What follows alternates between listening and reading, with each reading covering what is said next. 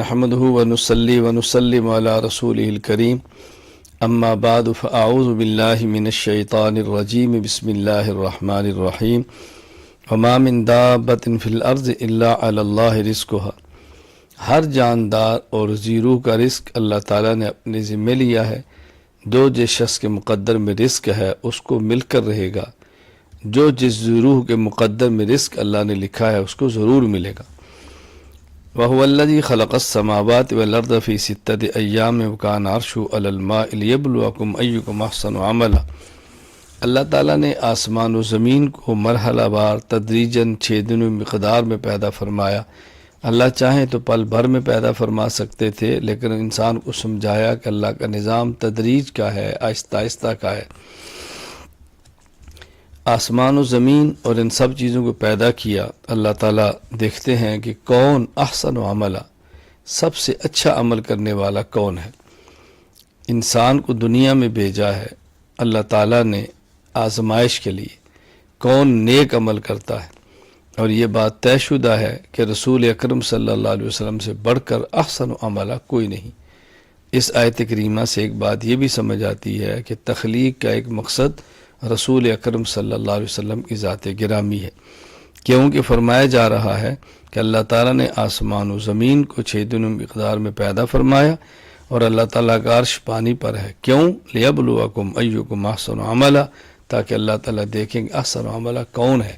ظاہر احسن عملہ رسول اکرم صلی اللہ علیہ وسلم ہے، جن کے اعمال سب سے اچھے ہیں۔ فَلَعَلَّكَ تَارِكٌ بَعْضَ مَا يُوحَىٰ إِلَيْكَ وَضَائِقٌ بِصَدْرِكَ أَن يَقُولُوا لَوْلَا أُنزِلَ عَلَيْهِ كَنزٌ أَوْ جَاءَ مَعَهُ مَلَكٌ۔ نبی کریم صلی اللہ علیہ وسلم کو تسلی دی ہے کہ یہ لوگ جو فرمائشی معجزات مانگتے ہیں کہ آپ کے اوپر خزانے اتریں، آپ کے اوپر فرشتے آئے، اور ان کے فرمائشی معجزات پورے نہیں ہوتے، آپ اس سے غمگین نہ ہوں۔ فرمائشی معجزات مل بھی جائیں، یہ تب بھی کلمہ نہیں پڑھیں کہ آپ اپنی محنت کو جاری رکھیں۔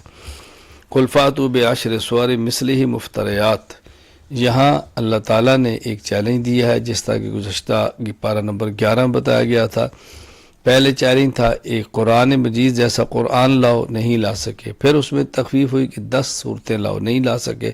پھر تخفیف تھی سورہ یونس میں کہ ایک صورت لاؤ، وہ بھی نہیں لا سکے۔ اسی طرح سورہ بقرہ کے اندر بھی ایک صورت کا مطالبہ تھا، تو یہاں 10 صورتوں کا مطالبہ کیا گیا ہے۔ مخالف نہ لا سکے ہیں، نہ قیامت کی صبح تک لا سکیں گے۔ آگے اللہ تعالیٰ نے 7 انبیاء علیہ السلام کا تذکرہ فرمایا ہے۔ نمبر 1، وَلَقَدْ أَرْسَلْنَا نُوحًا إِلَىٰ قَوْمِهِ إِنِّي لَكُمْ نَذِيرٌ مُّبِينٌ۔ نوح علیہ السلام 950 سال تک اپنی قوم کو دین کی دعوت دیتے رہے، قوم نے بات کو نہیں مانا۔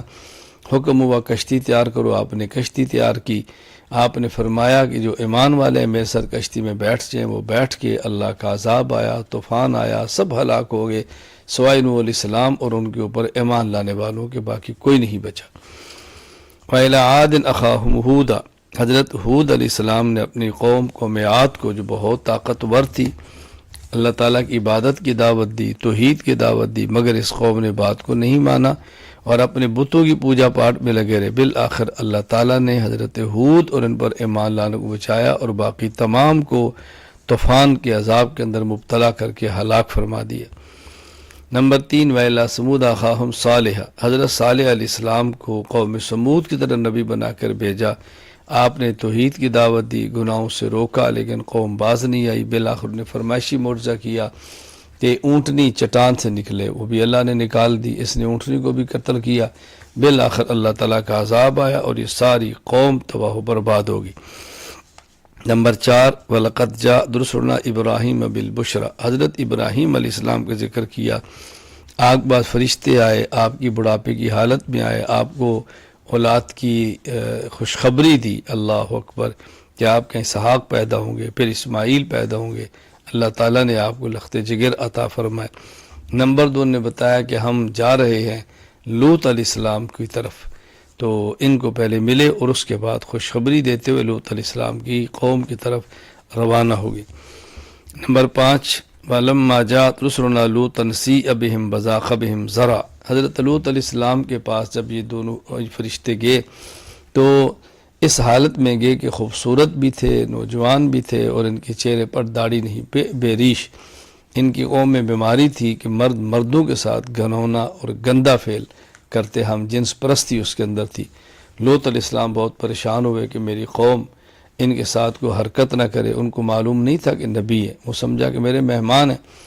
تو وہی قوم نے حرکت کری، جب دوڑے تو لوط علیہ السلام کو نے بتایا کہ ہم تو ملائکہ ہیں، آپ کی قوم کا امتحان تھا، یہ ناکام ہوئے ہیں، اب ہم ان کو برباد کر دیں گے، آپ اپنی ایمان والی قوم کو لے کر نکل جائیں۔ لوط علیہ السلام پر ایمان لانے والے ان کو لے کر چلے گئے، باقی ان کی قوم کے اوپر سخت قسم کا عذاب آیا۔ اللہ تعالیٰ نے آسمان کی طرف جا کر ان کو الٹا پٹخ دیا، اوپر پتھروں کی بارشیں ہوئی۔ نمبر 6، وَإِلَىٰ مَدْيَنَ أَخَاهُمْ شُعَيْبًا قَالَ يَا قَوْمِ اعْبُدُوا اللَّهَ مَا لَكُم مِّنْ إِلَٰهٍ غَيْرُهُ۔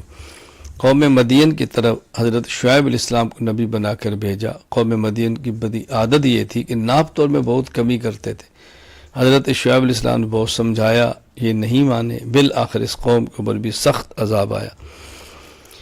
نمبر 7، وَلَقَدْ آتِينَا مُوسَى الْكِتَابَ فَاخْتُلِفَ فِيهِ۔ حضرت موسیٰ علیہ السلام کا ذکر کیا، اور قرآن کریم میں کئی مرتبہ موسیٰ علیہ السلام کا ذکر آیا۔ اللہ نے ان کو کتاب دی، تورات دی، معجزات دیے، فرعون مقابلے میں اترا، دعوت کو نہیں مانا، ذلیل و خوار ہو کے برباد ہو گیا۔ یوم یأتی لا تکلم نفس الا بإذنہ۔ قیامت کی ہولناکیوں کا ذکر کیا، جب قیامت کا دن آئے گا اللہ کی اجازت کے علاوہ کوئی شخص اللہ کے دربار میں بات بھی نہیں کر سکے گا، اور مومن نیک بخت ہوں گے، کفار بد بخت ہوں گے۔ اللہ ہمیں نیک بختوں میں شامل فرمائے۔ فاستقم کما امرت ومن تاب معک، یہ حکم دیا گیا اللہ کے نبی آپ اور آپ پر ایمان لانے والے سب استقامت اختیار کریں، ثابت قدم رہیں۔ رسول اکرم صلی اللہ علیہ وسلم فرمایا کرتے تھے کہ میرے بال جو سفید ہوئے ہیں ان کی وجہ یہ سورہ ہود کی یہ آیات ہے کہ اللہ نے حکم دیا پیغمبر تو ڈٹ جا، میں کیسی استقامت اختیار کروں۔ اللہ اکبر۔ اللہ تعالیٰ سے عافیت کی دعا مانگنی چاہیے، اللہ تعالیٰ میں عافیت کے ساتھ دین کی خدمت کے لیے قبول فرمائے۔ واقم الصلاۃ طرفی النہار وزلفا من اللیل ان الحسنات یذہبن السیئات۔ یہاں ایک بات تو سمجھائی کہ نماز کی پابندی کرو، دوسری بات بتائی کہ نماز کے اوقات کا خیال کرو، تیسری بات بتائی کہ جب انسان نیک اعمال کرتا ہے اللہ اس کی برکت سے گناہوں کو ختم فرما دیتے ہیں۔ وَكُلًّا نَقُصُّ عَلَيْكَ مِنْ أَنْبَاءِ الرُّسُلِ مَا نُثَبِّتُ بِهِ فُؤَادَكَ۔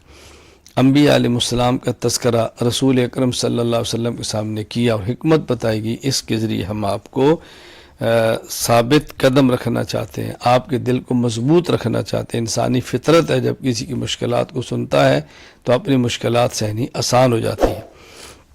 سورہ یوسف، اس صورت میں چونکہ یوسف علیہ السلام ہی کا قصہ ہے، بڑی تفصیل کے ساتھ ہے، تو صورت کا نام ہی سورہ یوسف رکھ دیا گیا۔ یہودیوں نے نبی کریم صلی اللہ علیہ وسلم سے سوال کیا کہ بنی اسرائیل فلسطین سے مصر میں جا کر کیسے آباد ہوئے۔ ان کے سوال کا مقصد یہ تھا کہ رسول اللہ صلی اللہ علیہ وسلم کو اس کا جواب معلوم نہیں ہوگا، چونکہ آپ امی ہیں، آپ نے دنیا میں کسی سے پڑھا نہیں ہے، ان کتابوں کا مطالعہ تو کیا نہیں ہے، تو جواب نہیں آئے گا تو ہم ان کا تمسخر اڑائیں گے اور انکار کریں گے۔ اللہ تعالیٰ نے وحی بھیجی اور سورہ یوسف نبی پاک صلی اللہ علیہ وسلم پر نازل ہوئی، اور آپ نے سارا واقعہ ان کو قرآن کریم کے لفظوں میں بیان فرما دیا۔ نحن نقص علیک احسن القصص بما اوحینا الیک ھذا القرآن۔ اللہ تعالیٰ نے سورہ یوسف میں حضرت یوسف علیہ السلام کے قصے کو احسن القصص، بہترین قصہ فرمایا۔ ایک تو وجہ کہ اس قصے کے اندر عبرتیں ہیں، نصیحتیں ہیں، سیرت و سوانح ہے، زہد و تقوی ہے، واقعات بہت اہمیت کے ساتھ بیان ہوا پورا واقعہ۔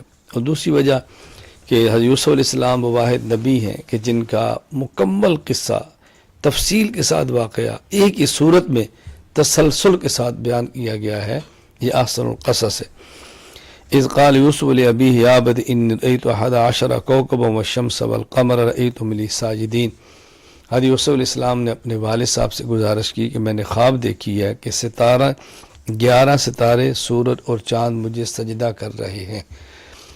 حضرت یعقوب علیہ السلام اور ان کی اہلیہ، یہ والد اور ماں، سورج اور چاند اور ان کے 11 بھائی، یہ 11 ستارے خواب میں دیکھا۔ حضرت یعقوب علیہ السلام نے تعبیر بتائی ہوگی کہ ایک وقت آئے گا کہ تمہاری والدہ، تمہارا والد اور یہ سب تمہارے بھائی تمہاری عظمت کے قائل ہوں گے اور تمہیں سجدہ کریں گے۔ حضرت یوسف علیہ السلام کو خواب کی تعبیر بتائی اور ساتھ یہ بنایا، یا بنی لا تقصص رؤیاک علی اخوتک، یہ خواب اپنے بھائیوں کے سامنے بیان نہ کریں ورنہ وہ تیرے خلاف تدبیریں کریں گے، یعنی ہلاک کرنے کے لیے۔ حضرت یوسف علیہ السلام کے بھائیوں کو خواب کا پتہ چل گیا ہوگا، ممکن ہے بچپن کی وجہ سے آپ نے کہ ذکر فرما دیا ہو، یا انہیں یوسف علیہ السلام کے ساتھ جو حضرت یعقوب کی محبت تھی اس کی بنیاد پر حسد کیا اور یوسف علیہ السلام کو ختم کرنے کے منصوبے بنانے شروع کر دیے۔ چونکہ حضرت یوسف علیہ السلام کی عظمت کو دیکھا تھا اور اللہ کے نبی تھے، یعقوب علیہ السلام کی محبت ان سے باقی اولاد کی نسبتاً طبی اعتبار سے زیادہ تھی، یہ اپنے بھائیوں میں چھوٹے بھی تھے۔ تو یوسف علیہ السلام کے بھائیوں نے اپنے والد سے کہا کہ ہمارا جی چاہتا ہے کہ آپ اس کو ہمارے ساتھ بھیجیں اور ہم اس کا خیال رکھیں گے اور اس کو حفاظت سے واپس لائیں گے۔ حضرت نے فرمایا کہ مجھے ڈر ہے، انی خاف ان یاکلہ الذئب، کہ ایسا نہ ہو کہ اس کو بھیڑیا کھا جائے، یہ چھوٹا ہے، تم کھیل کود کے اندر لگے ہو یا بکریوں کے اندر مشغول ہو۔ تو انہوں نے کہا نہیں ہم ان کا خیال کریں گے۔ خیر جب یہ یوسف علیہ السلام کو لے کر گئے تو انہوں نے آپس میں مشورہ کیا، اقتلوا یوسف او اطرحوہ ارضا یخل لکم وجہ ابیکم، کہ تم یوسف کو یا تو قتل کر دو اور یا کسی کنویں کے اندر ڈال دو۔ ان کے بڑے بھائی یہودا اس نے کہا کہ انہیں قتل نہ کرو، کنویں میں ڈال دو۔ تو یہ لوگ متفق ہو گئے اور یوسف علیہ السلام کو کنویں کے اندر ڈالا اور ڈال کر چلے گئے۔ وہاں سے قافلہ گزر رہا تھا اور ان لوگوں نے اپنا ڈول ڈالا پانی لانے کے لیے، یوسف علیہ السلام بچے تھے، ان ڈول کو پکڑا تو باہر تشریف لے آئے۔ اللہ اکبر۔ تو قافلے والوں نے کہا یہ بچہ ہے، تو انہوں نے اسی قافلے والوں کو تھوڑی قیمت پر بیچ دیا کہ تو ہمارا غلام ہے، دوڑا ہوا ہے، لہذا ہم اس کو بیچتے ہیں۔ واپس آئے تو یوسف علیہ السلام کے والد یعقوب علیہ السلام سے نے کہا کہ اوہو ابا جی یہ دیکھیں قمیص ہے، قمیص کے اوپر ایک بکری ذبح کر اس کا خون لگا دیا، کہا وہ آپ ٹکاتے تھے نا بھیڑیا، وہی ہوا، ان کو بھیڑیے نے کھا لیا ہے۔ حضرت یعقوب علیہ السلام نے فرمایا کہ نہیں یہ غلط بات ہے، تم نے غلط مکر کیا ہے۔ خیر یوسف علیہ السلام کو بیچ دیا۔ یوسف علیہ السلام مصر میں چلے گئے۔ فلما بلغ اشدہ آتین حکما وعلما، یوسف علیہ السلام کو عزیز مصر کی بیوی نے خریدا اور عزیز مصر نے کہا ہم اس کو اپنا بیٹا بنا کے رکھیں گے۔ ایک امتحان یہ آیا کہ باپ سے دور ہو گئے، پھر بچپن میں بک گئے اور پھر بک کر وہ دوسرے ملک میں چلے گئے۔ پھر امتحان یہ کہ جب یہ بڑے ہوئے، خوبصورت بھی تھے، حسن و جمال اللہ نے عطا فرمایا، پاک دامن اور نیک تھے، عزیز مصر کی بیوی ان پہ فریفتہ ہو گئی، اس نے اپنی بری خواہش کا اظہار کیا، کمرے میں بند کر لیا اور تالے لگا دیے۔ یوسف علیہ السلام پوچھا کیا کر رہی ہو؟ اس نے کہا میری خواہش پورا کرو۔ کہا یہ نہیں ہو سکتا۔ یوسف علیہ السلام دوڑے دروازے کی طرف، اللہ نے اپنے کرم سے تالوں کو کھول دیا۔ اس نے پیچھے سے ہاتھ مارا تو یوسف علیہ السلام کی قمیص کو پکڑا، آپ دوڑے تو قمیص پھٹ گئی۔ آگے گئے تو عزیز مصر، تو اس نے کہا کیا ہو رہا ہے؟ اس نے فوراً جھوٹ بولا کہ یہ تمہاری عزت پہ حملہ کر رہا تھا۔ یوسف علیہ السلام نے کہا حاشا وک اللہ، میں کیسے کام کر سکتا ہوں، یہ تو یہ کر رہی تھی، میں ایک چھوٹا بچہ تھا۔ اللہ نے اس کو قوت گویائی دی، اس نے گواہی دی کہ عزیز مصر آپ ایسا کرو، ان کی قمیص دیکھو، قمیص آگے سے پھٹی ہو تو یوسف غلط کہتا ہے، قمیص پیچھے سے پھٹی ہو تو عورت جھوٹ بولتی ہے۔ وہی ہوا، جب قمیص دیکھا پیچھے سے پھٹی تھی تو عزیز مصر نے کہا دیکھو تمہارا گناہ ہے، اور یوسف علیہ السلام سے کہا تم خاموشی اختیار کرو، جانے دو بس۔ وقال نسوۃ فی المدینۃ امرأۃ العزیز تراود فتاہا، مصر کی عورتوں کو جب یہ بات پہنچی تو انہیں عزیز مصر کی اہلیہ کو تانا دیا کہ تمہیں غلام پہ فریب تھا۔ اس نے کہا تم نے غلام کو دیکھا ہی نہیں۔ اس نے محل میں دعوت کی، یوسف علیہ السلام کو بلایا، دسترخوان تھا، پھل رکھے، چھریاں رکھی۔ جب انہیں یوسف علیہ السلام کو دیکھا ایسی مست ہوئی کہ اپنے ہاتھوں پر چھریاں چلا بیٹھی، گئے تو انسان بھی نہیں لگتا، یہ تو کوئی فرشتہ لگتا ہے۔ خیر حضرت یوسف علیہ السلام کے ساتھ یہ سارا منظر پیش آیا۔ عزیز مصر کی بیوی نے دھمکی دی اگر تو نے میری خواہش کو پورا نہ کیا تو جیل کے اندر ڈال دیا جائے گا۔ یوسف علیہ السلام اللہ سے دعا مانگی، رب السجن احب الی مما یدعوننی الی، اے اللہ جس گناہ کی طرف مجھے عورتیں دعوت دیتی ہیں سے تو جیل بہتر ہے۔ یوسف علیہ السلام ایک عرصہ تک جیل میں رہے، پھر جیل میں ان کے ساتھ اور بھی قیدی تھے، بداخلہ معه السجن فتیان، لیکن دو قیدیوں نے خواب دیکھی اور آپ سے تعبیر پوچھنا چاہیے۔ ایک بادشاہ کا باورچی تھا اور ایک بادشاہ کا ساقی تھا۔ ساقی نے دیکھا کہ میں بادشاہ کو جو ہے نا وہ پلا رہا ہوں شراب، اور باورچی نے دیکھا کہ میرے سر کے اوپر سے روٹیاں ہیں اور پرندے اس سے روٹیاں نوچ رہے ہیں، اٹھا کے لے جا رہے ہیں۔ یوسف علیہ السلام نے فرمایا، پہلے ان کو دین کی دعوت دی، موقع دیکھتے ہوئے اللہ کی توحید کی بات کی، ربوبیت کی بات کی، ان کو سمجھایا توحید۔ پھر آپ نے فرمایا کہ یہ جس نے بادشاہ کو پیالہ پیش کیا شراب کا، یہ تو ساقی بن جائے گا، بری ہو جائے گا، اور یہ جو باورچی ہے یہ سزا موت اس کو ہو جائے گی. وہی ہوا، ورچی کو سزائے موت ہوگی اور یہ بچ گیا. جو بچا تھا یوسف علیہ السلام نے کہا ساقی کو بادشاہ سے میرا بھی تذکرہ کرنا. وہ گیا اور وہاں جا کر بھول گیا. یوسف علیہ السلام کئی سال تک جیل میں رہے، یعنی 3 سے 9 سال کے درمیان کا عرصہ 6 یا 7 سال جیل میں گزارے. ایک وقت ہے کہ بادشاہ کو خواب آئی. وقال الملک انی را سبع بقرات سمان یأکلہن سبع عجاف وسبع سنبلات خضر وأخر یابسات. اس نے دیکھا کہ 7 گائیں ہیں تر و تازہ ہیں، 7 گائیں دبلی پتلی ہیں. دبلی پتلی گاؤں نے تر و تازہ موٹی گاؤں کو کھا لیا، اور 7 بالیاں سٹے گندم کے دیکھے کہ سبز ہیں اور 7 دیکھے خشک ہیں. اس شخص نے کہا درباری لوگوں سے خواب پوچھی تو نے کہا تو خیالات اور کچھ بھی نہیں. اس شخص نے جو قید میں آپ کے ساتھ رہا تھا بری ہو کر اس نے بادشاہ جیل کے اندر ایک قیدی ہے، سچا ہے، نیک ہے، خوابوں کی تعبیر جانتا، مجھے کو تو میں بلا کر لاؤں. تو کہا جاؤ لاؤ جا کے. یوسف علیہ السلام کو جب پہنچا تو یوسف علیہ السلام نے فرمایا کہ دیکھو 7 سال تک خوب غلہ ہوگا، پھر 7 سال خوب قحط آئے گا. جو غلہ ہو اس کو تم سٹے کے اندر رہنے دو، دانے باہر مت نکالو، محفوظ رکھ لو، اور یہ قحط کے سالوں میں کام آئے گا. اور پھر 1 سال ایسا آئے گا کہ جس میں تمہارے پاس پھل ہی پھل ہوں گے، غلہ ہی غلہ ہوگا، سب قحط ختم ہو جائیں گے. جب یہ تعبیر لے کر واپس پہنچا تو بادشاہ نے کہا وقال الملک اتونی بھی، جاؤ اس کو میرے پاس لاؤ. جب قاصد پہنچا لینے کے لیے تو یوسف علیہ السلام فرمایا ارجع الی ربک فاسألہ ما بال النسوۃ اللاتí قطعن ایدیہن. میں یوں باہر نہیں آتا، پہلے ان عورتوں سے پوچھو جنہیں اپنی انگلیاں کاٹی تھی، قصہ کیا تھا.